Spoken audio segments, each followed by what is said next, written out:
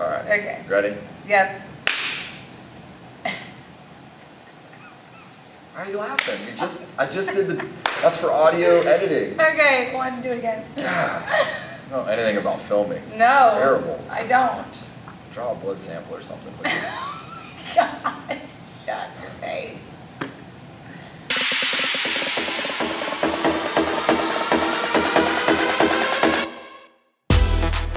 Hey guys, I'm Brandon Rahe coming at you from Go headquarters. Today with me is Amanda Radford, one of our coaches here. Today's topic is 7 tips for newbie runners. So we have a lot of our clients that come in and have maybe started or are about to start some sort of a running program, and they have an event that they want to do, maybe a 5K or something like that. And so we're going to be talking about tips to get started and things to consider. Amanda's a great runner. She's super fast, but also well-rounded with her strength, so this would be a good topic for her to touch on. She's got some good insight on this. Any words to begin? Let's get this party started. Okay. All right, we're going to go in reverse order. Coming in at number 7 is to keep it fun. We want to make sure that we don't over-obsess about anything, especially as a beginner. Keep it light, keep it fun, get a good habit started. Definitely. And change it up. You know, don't just always go out there for like the mileage deal or always go out there for like 30 minutes. You know, change it up. You know, maybe one day do sprints. The next day do bridge work. You know, do some hill work. Then maybe get your mileage in one day, but always change it up, make it fun. Fitness should always be fun in the grand scheme of things. Yeah, don't get too competitive about anything in the beginning. You're just getting started, get your feet wet, enjoy the process. And then the variety point you made leads us nicely into our next topic, which is? Follow a plan. And so following a plan, you know, there's plenty of things out there, especially online. The Couch to 5K. Can get on there and follow their plan. What do you think? Yeah, Couch to 5K is probably the best example we could come up with right now. It's going to calendar out your your running days, how far you should go those days, or how long you should go duration-wise. Very simple to follow, and they start with really low levels, assuming that you have not run before. So your workout that day could be as little as 8 minutes worth of jogging and walking in combination with one another. So they're not very daunting or too intimidating. Following that plan gives you a lot of accountability and structure, takes a lot of the guesswork out of it. You don't have to overthink, hey, what am I supposed to be doing? How fast should I go? How far should I go? You just kind of execute this basic calendar format. Yeah. And it's really nice, and it adds the variety and you were talking about earlier. Mm-hmm. Which is always good, because you want to keep it fun. I mean, I hadn't run in forever, and then I started running again after I had Asher. It was nice to have kind of like a plan to follow. Yeah, yeah. So. And moving on with that, number 5 is to join a club or find a running buddy.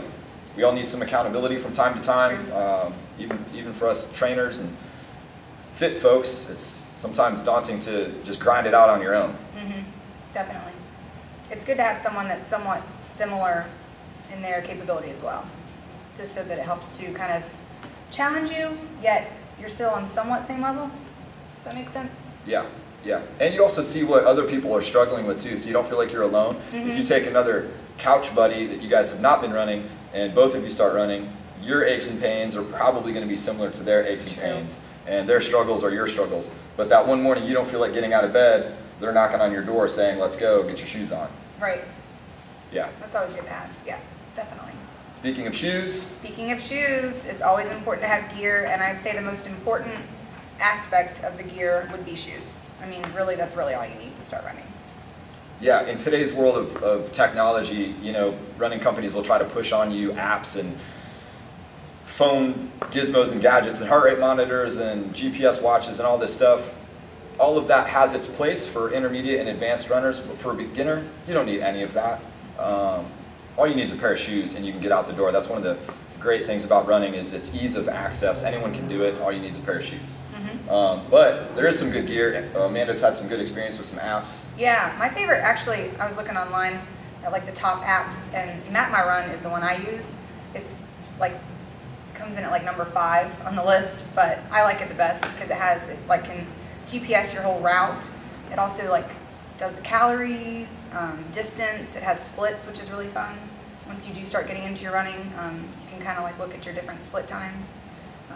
which that's kind of like a fun aspect to see how you do as you get into your mileage, if your miles get faster as you are running.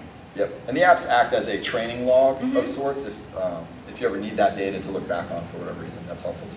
Yeah, it's fun. You can look back and see that your times are like progressively getting faster, which is fun. Yeah. Coming in at number 3 is nutrition. This is a whole nother podcast in itself, so we aren't going to go too complex. I think my main tip for this is that when people begin exercising, running in particular, they think they need to carb up for everything and that they can eat whatever they want because they are running. That could not be further from the truth. In fact, I recommend coming in as light and as lean as possible to make your running feel easier and go faster without beating your body up. Any experience with that? Yeah, and I have people ask me all the time, you know, like, should they be eating more and how much, like, should they carb up before a race? And I mean, I just have to say that I don't agree with that at all. Yeah, most people are gonna go the opposite way with their weight if they start eating more because they are running. They aren't burning as many calories as they think that they are. Right. So eat clean, eat your veggies, lean proteins, healthy fats, stay really, really hydrated. But overall, you're probably running because you want to get fit and lose a few pounds, which actually means your calories should be coming down along with your running process. Exactly. You want to eat enough to support hard training, but not support body fat. Yep, true. And number 2 would be patient with yourself. You know, give yourself credit for going out there and doing this. Give yourself time, like give yourself a timeline, you know, 4 to 6 weeks to adapt to just running itself. It takes a lot to get up off the couch and start doing this, so kudos to you. But give yourself time.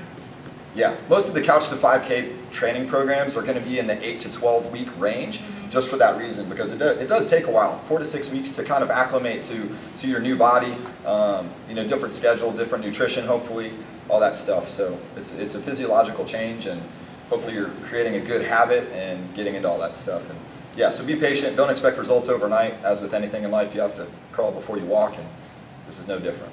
And take care of yourself so you don't get injured, because then that's just going to set you back even farther. Yeah. So. And then number 1 on our list today is hire a coach. So we just went through a good list of things to consider, but sometimes even hearing a list like that can just be a little jumbled and confusing. So having a coach or someone that knows what they're doing on the topic at hand can help you make those decisions and steer you the right way, so you don't get caught up in the sales part of it, you know, where you're being a victim to marketing or clever advertising or any of that stuff.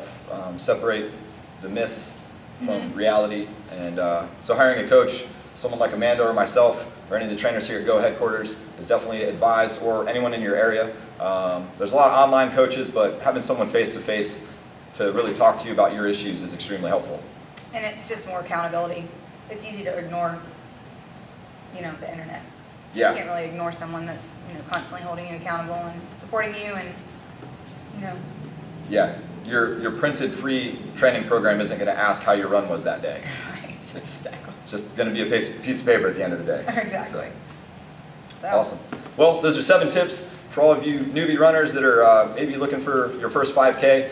Good luck, stay safe, enjoy it. Amanda, thanks for joining me today. No problem. And we'll see y'all next time. See ya.